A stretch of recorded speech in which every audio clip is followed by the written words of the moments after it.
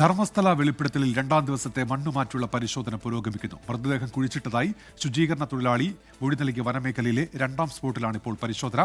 ഇന്ന് 3 സ്പോട്ടുകൾ പരിശോധിക്കാനാണ് നീക്കം. ധർമ്മസ്ഥലയിൽ നിന്ന് മുഹമ്മദ് റഹീസ് തയ്യാറാക്കിയ റിപ്പോർട്ടിലേക്ക്.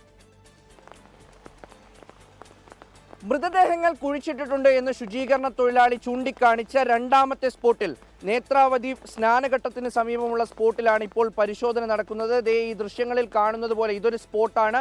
ഇങ്ങനെ 14 സ്പോട്ടുകളാണ് ഈ വനത്തിനുള്ളിലായി പുഴയോട് ചേർന്ന് ഉള്ള പ്രദേശത്ത് ശുചീകരണ തൊഴിലാളി കാട്ടിക്കൊടുത്തിട്ടുള്ളത്. അവിടെ 2, 3, 4 സ്പോട്ടുകളിൽ ഇന്ന് പരിശോധന നടക്കുമെന്നാണ് നേരത്തെ നമുക്ക് ലഭിച്ചിരുന്ന വിവരം.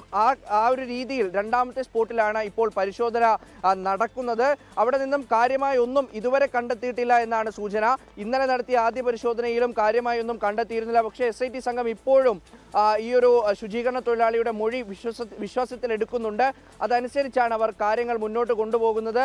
അദ്ദേഹത്തിന് ബോധ്യപ്പെടുന്ന അത്രയും ആഴത്തിലും വീതിയിലും ഒക്കെ കുഴിച്ച് പരിശോധന നടത്താമെന്നാണ് ഈ സംഘം ഇപ്പോൾ അറിയിച്ചിരിക്കുന്നത്. എന്തായാലും റവന്യൂവിൻ്റെയും ഫോറസ്റ്റിൻ്റെയും ഫോറൻസിക്കിൻ്റെയും ഒക്കെ വലിയൊരു സംഘം ഇവർക്കൊപ്പമുണ്ട്. ഓരോ കാര്യങ്ങളും അതത് സമയങ്ങളിൽ ഡിജിറ്റൽ റെക്കോർഡ് ചെയ്യുന്നുണ്ട്.